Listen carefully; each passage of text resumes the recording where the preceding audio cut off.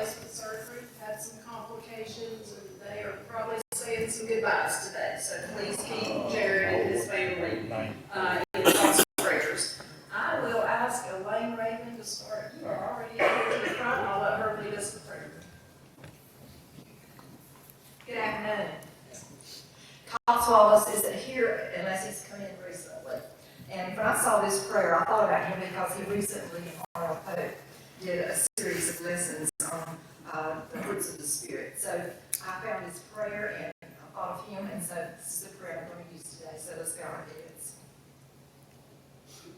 Lord, your word names the fruits of the Spirit: love, joy, peace, patience, kindness, generosity, faithfulness, gentleness, and self-control.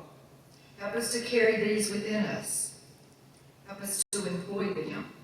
As we seek to build your kingdom on earth, let these be the foundations.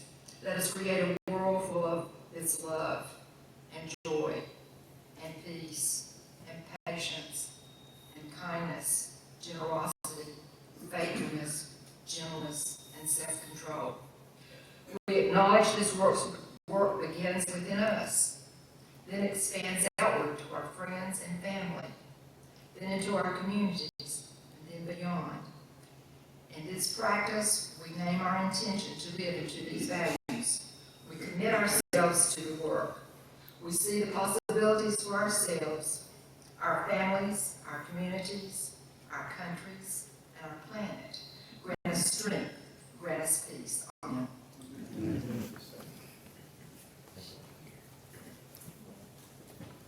Thank you, Elaine. I am going to lead us in the pledge.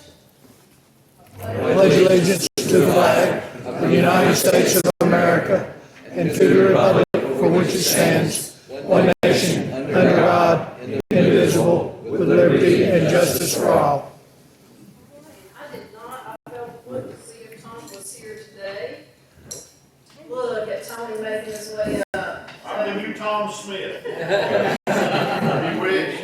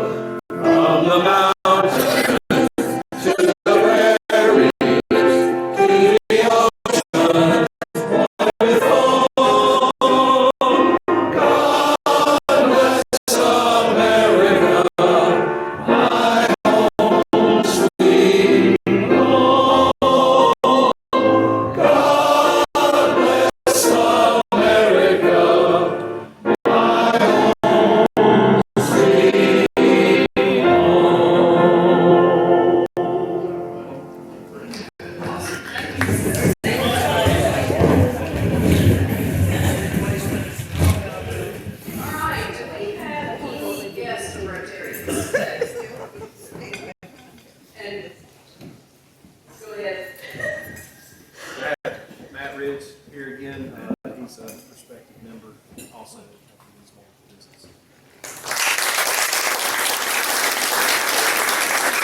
And Joseph was back there going like this, and when you forgot visiting Rotarians, I'll get around to you, Joseph. So today I have our city manager, Michael Rhett, excellent respected. Good. Are there any other guests today? Yeah. I have my daughter, Allie Tibbetts, and excuse me, Ambrose. I might have to let her move back. But she also has my future grandson, Samson Gabriel. So we're excited. That's February 11th.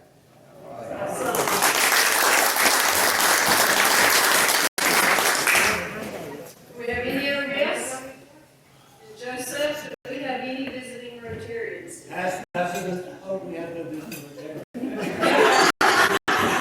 I was trying to think of, like when you call a cousin like twice removed, and I guess it's like past, present,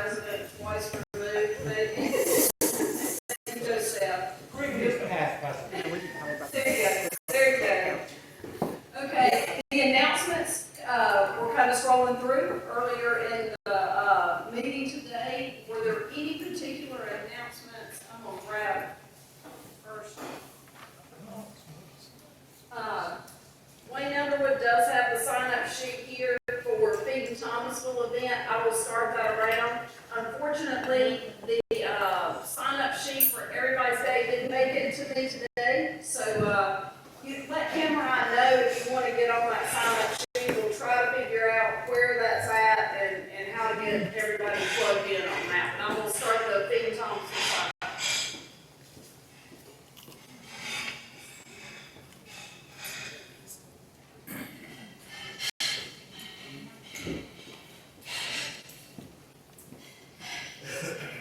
Okay, all right. We will have split the pot and Carl did that today. Hope, would you mention about the mums? Just saying off now. Okay, and while Carl's making his way out, we plan to sell mums again this year. They will be $25 a piece, no, $20 a piece. Kim's looking at me like, that's not much. And $20 a piece, They there's, talk about car sales, but it's the accountants you gotta watch out for. Just checking there. did you say there's 3 colors? There's big colors, it's a tricolor, and it's the big pots like they were last year, so it's bigger than the little pots that you buy at the grocery store. So it's a big pot with 3 colors in them, and they have colors, you know, there's different color schemes. There's like 11, we may only have 5 choices. But anyway, a lot of them is really just white. But ask anybody who wants to do it, so we can see before I make the commitment that we're actually going to do it, how many people will buy or wants the mums again this year. Okay. Okay, so enough to do it. Okay, I will be sending out a sheet, because I really want them this year, I want them to come before they're in bloom, you know, where they're budding real good, so we'll get them when they're. All right, so it sounds like Kim said by show of hands, it looks like we have enough people interested, so she'll get a sheet, an order sheet ready for that, and have that come please. All right. So the pot's $1,984, and there are 27 cards left. Did you draw? Since you don't have a dog in the hunt. All right. Oh, yes, you can. Why don't you? Always. Number is 602.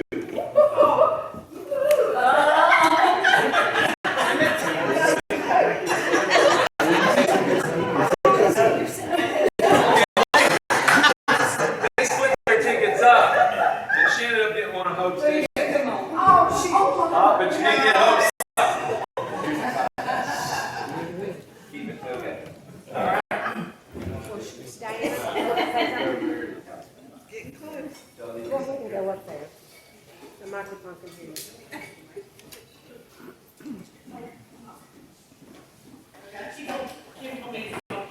Okay. It only took 1 second. So Ricky Murphy is not here, but his retirement is today from 3 to 5 at the Community and Tools, CIS building. So it's a surprise, but it's from 3 to 5. Administration. That's right. It's at the Turner Street Administration. Yes. All right. Thank you. Appreciate that. So we had James' retirement back in August. Now Ricky's retiring, and I think they have a house that will be completed very soon at the coast, and we'll be spending a lot of time fishing. So if you guys can make it by to wish Ricky well, that would be wonderful. I'm going to turn it over to Stan Stars for our birthdays.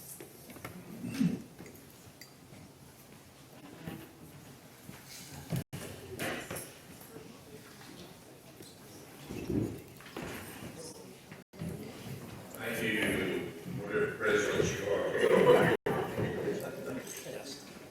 Nice, got a great voice. Him can do a program sometime. Welcome to all.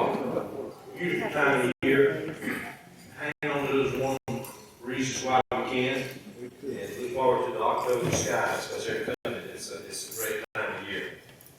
Have you ever noticed that the English language can be a bit crazy and sometimes confusing? In one of my exercise classes, the instructor is Maria. She's a great instructor. She's from Brazil, and her native language is Portuguese, and she speaks English really well. But occasionally the difference in the two languages creates some fun. And one day she and I were having a conversation about a project that she was having a difficult time getting started with, getting going. And so I told her, you need to strike while the iron is hot.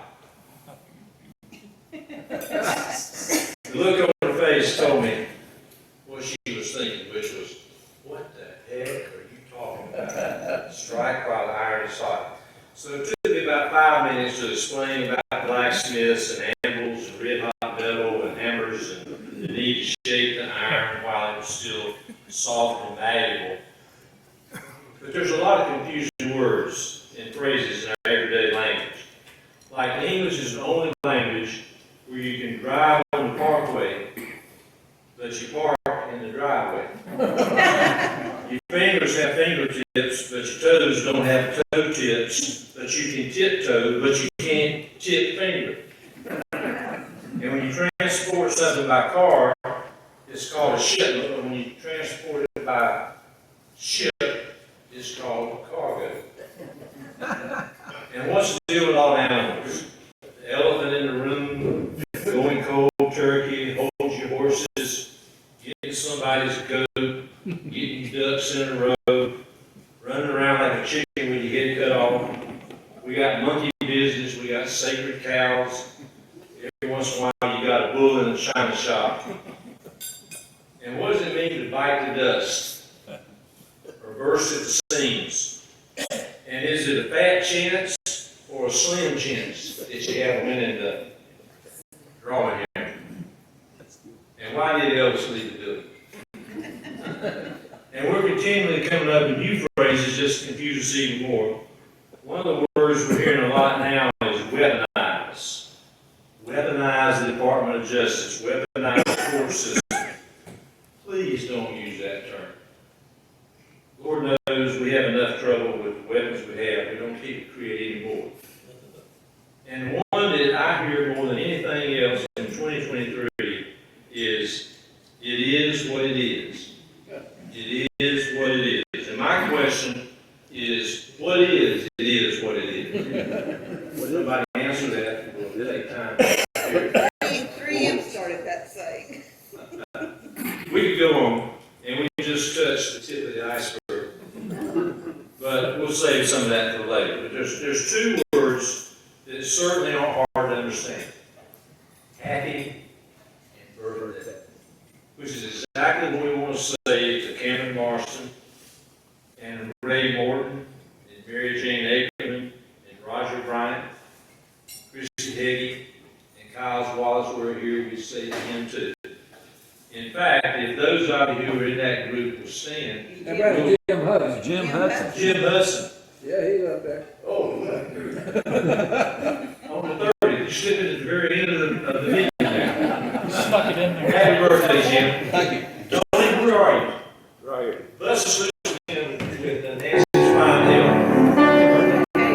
Happy birthday to you. Happy birthday to you. Happy birthday, Rotarians. Happy birthday to you.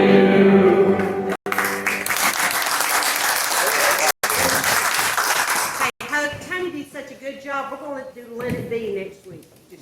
Just kidding, y'all come anyway, no. And Kim, I actually have a question about this. I've noticed the bulletin says there's a board meeting tonight. I'm assuming we don't have a board meeting I'm tonight. assuming I'm with you then. Okay, so, even though the bulletin says there's a board meeting tonight, I believe with Mary Jane out of town and Jared sidetracked a little bit, that we will not be having a board meeting tonight. And I see, Kim, I read the bulletin. She had to, she's acting president. So I am going to ask JP to come forward, and while he's coming up, I'm just ignoring the screen a little bit. I'm going to get a PowerPoint switched over here. Well, good afternoon. I'm excited to introduce to you Mary Draughn. Mary is the executive director at Smart Start of Davidson County, and she began her journey working as a child care teacher while in high school and in college. She received her bachelor's degree of science in early care and education from the University of North Carolina, Greensboro. And her experience includes teaching, child care administration, and mentoring of other professionals in the field of early child care. She's been employed at Smart Start of Davidson County for the past 19 years and has a passion for shaping young minds for lifelong success. So let's welcome Mary.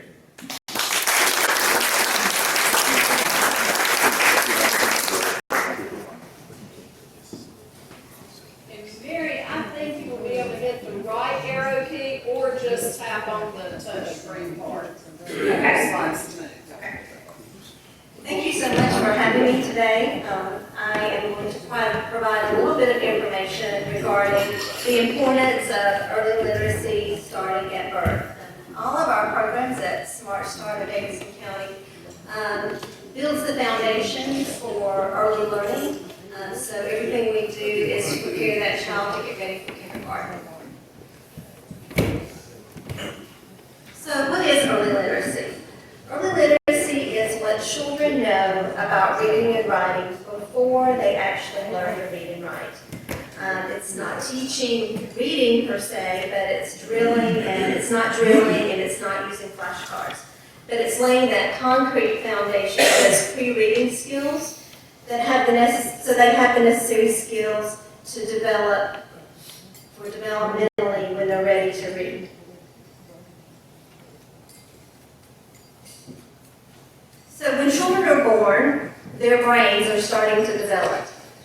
And they develop more rapidly during the years prior to kindergarten entry than any other time. Experiences and relationships stimulate children's development, creating millions of connections in their brain. We have 2,000 days from the time a child is born before they enter kindergarten to get those brains ready to learn. 90% of their brain development happens in the first 5 years of life. Reading in those critical years significantly influences a child's lifelong capacity to learn. Healthy relationships and the experiences that they have equals brain development.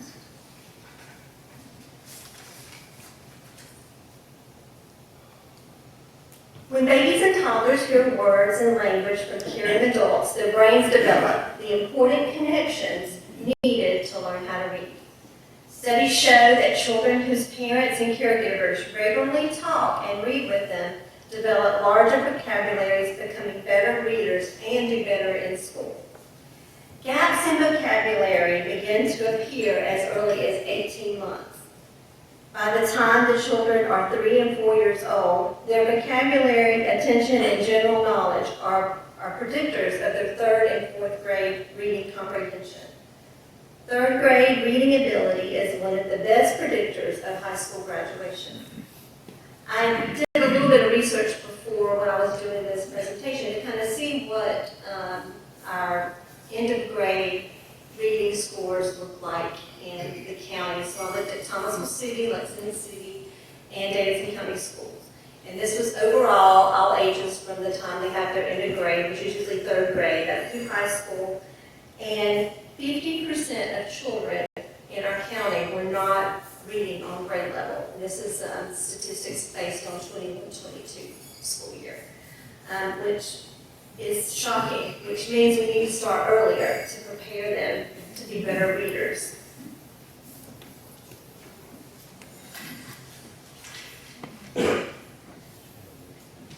So there was a study done in 2018 about what happens in a child's brain when you read to them. So it's called the Goldilocks effect.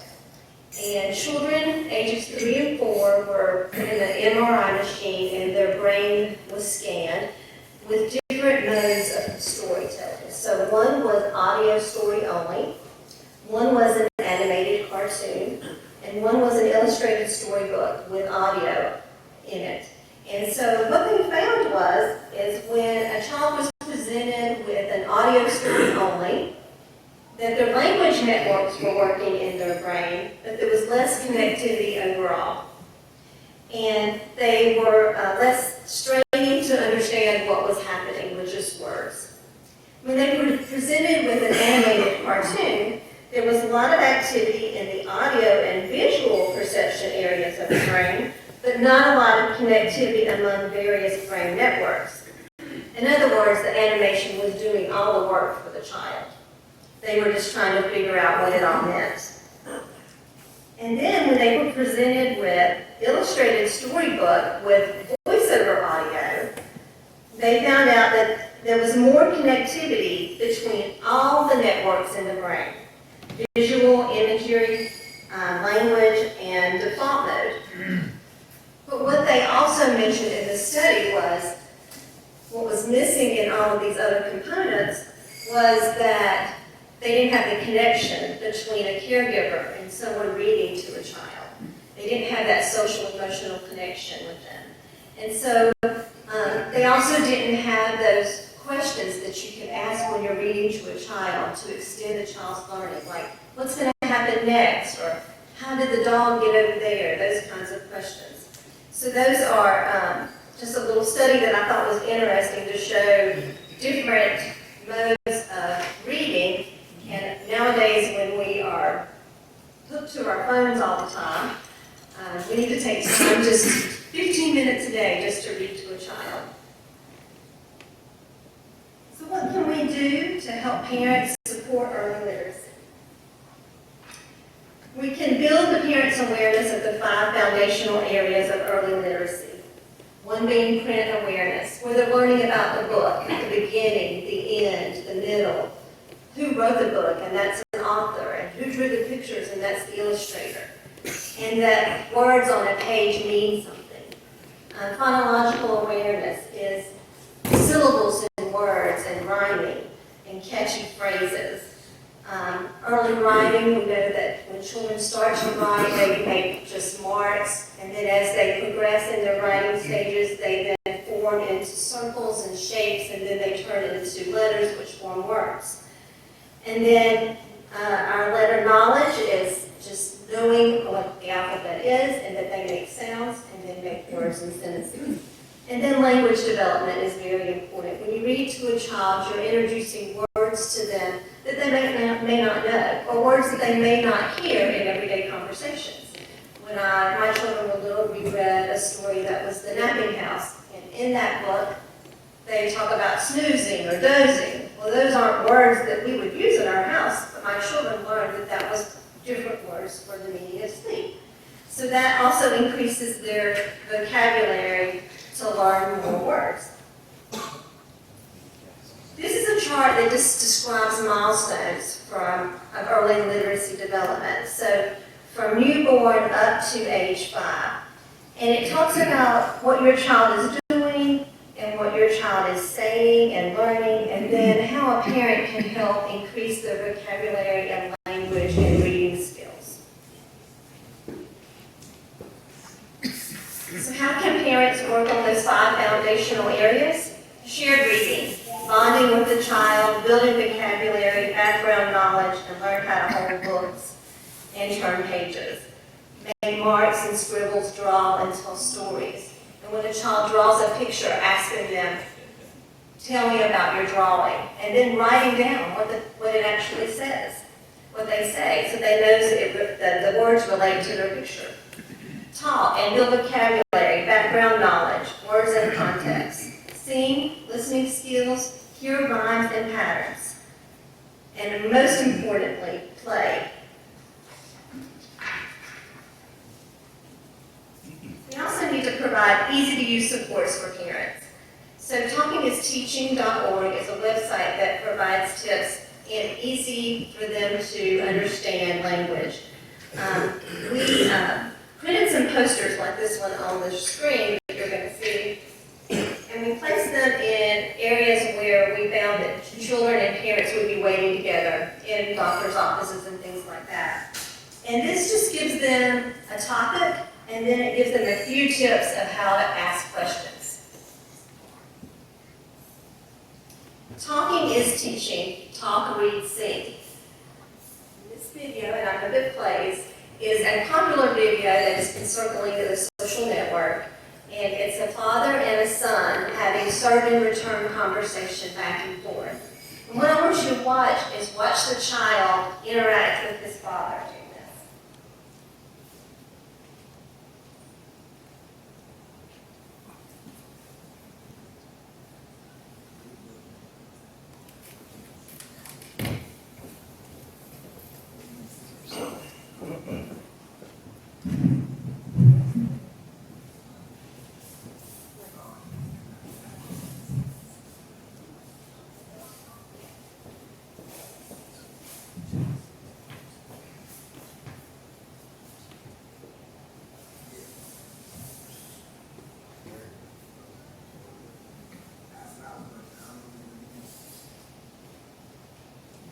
We're so coordinated at this, guys.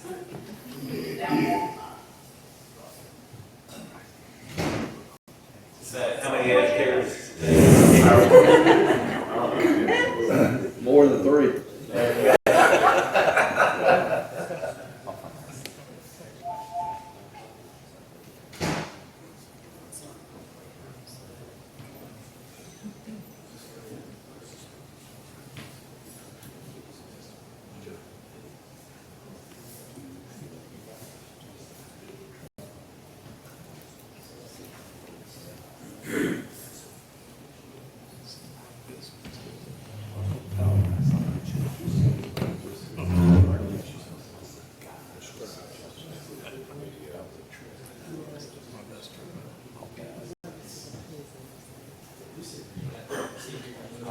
probably sending the audio signal to the TV. And the TV's not up.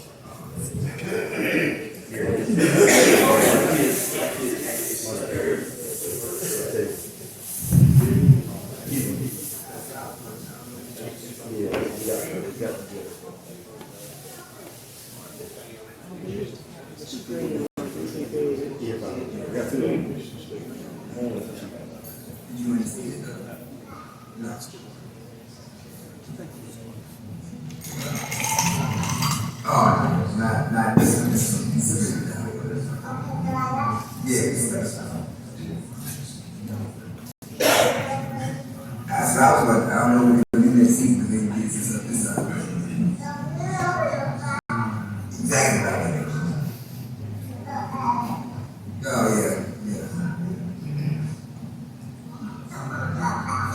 Right, don't bring that, you know what I'm saying, don't be saying stuff, you know what I'm saying?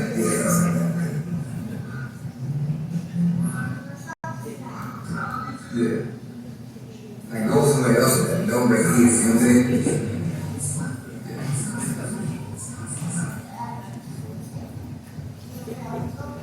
That's why I say, they ain't like, you know what I'm saying? What in the world? Don't do it here, you know what I'm saying? Yeah.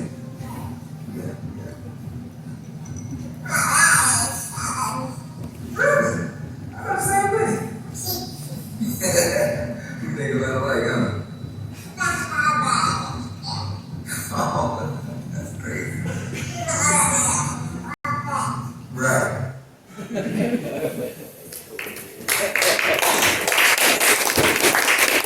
So in that video, what did you notice? There was a lot of interaction going on. And the way the child would look at his father after he talked for that interaction to happen. But if the father had not responded to his language, that would have been void. There would have been interaction. There would have been any connections being made in that child's brain. He just kept it going.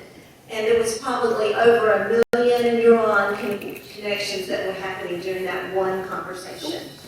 And when those don't happen, it's a threat to child's development. So they also, parents need free reading resources. And of course, they can go to the library. There's also Dolly Parton Imagination Library, who sends books to children 0 to age 5 until they turn 5. They get a book each month if they sign up for that program. We have that program in Davidson County, and we serve about 4,000 children right now on that program. In the county, we have about 10,000 children ages 0 to 5. So we're serving about 44% of those children. And investing in quality early learning experience procedures produces long-term results. So you're going to get higher graduation rates. You're going to get a 7 to 13% return on every dollar invested. You're going to get great self-sufficiency, better health, higher salaries, and less crime.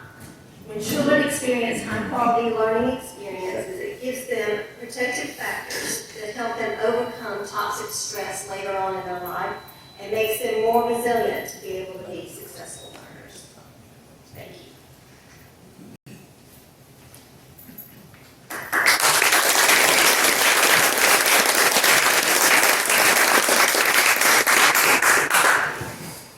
Now I was going to ask, does anybody have questions for Mary while she's still up here? Let's ask the question, Mary, explain to me how you received the funding to keep all this going. So we are mainly state funded, but we have to raise at least 19% match in in-kind and funding as well. And then some of our programs, like the Dolly Parton Imagination Library, right now is funded through the legislators, but we can only serve up to 4,043 children. So when we hit that max, we have to go to a waiting list and can't serve anymore unless we get continued funding through grants or donations to be able to serve that particular program. Any other questions? Yeah, Mary, thank you.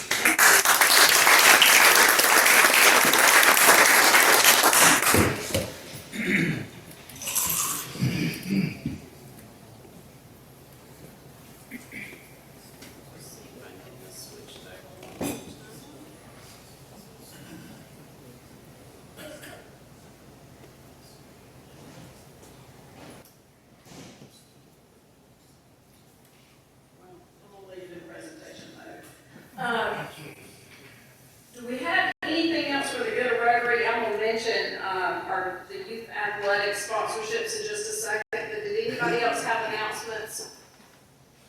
Did the sign-up sheet make it around? I never saw it back there. Yep, so the sign-up sheet, if you did not catch the Feed and Thomasville sign-up sheet, Corey's got that up front.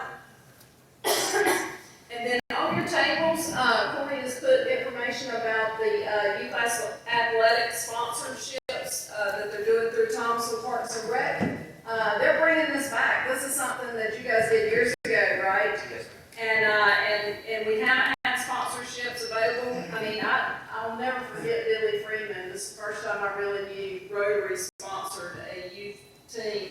When Billy talked about being on the Rotary ball team, you know, in youth sports. So Rotary is going to be a sponsor, so we're going to be seeing some uniforms with Rotary's name on it, and maybe a banner, partner too, and I think even something on the scoreboard at Cushwa. So you guys take that information with you and consider doing one of those sponsorships. Do we have anything else? All right. And Jared's done a great job of, you know, Mary Jane's carried on talking about the vision of Rotary. Together we see a world where people unite and take action to create lasting change across the globe, in our communities, and in ourselves. And with that, I will have you guys stand. And Mike is the four-way test up there. I appreciate you guys bearing with me today. Thank you to all of our guests. Mary, thank you as our speaker. Matt, Michael, and is it Abby? Allie, thank you for being with us and delivering a very beautiful gift to your parents. So as we go throughout our week, of all the things we think, say, or do, first, Is it the truth?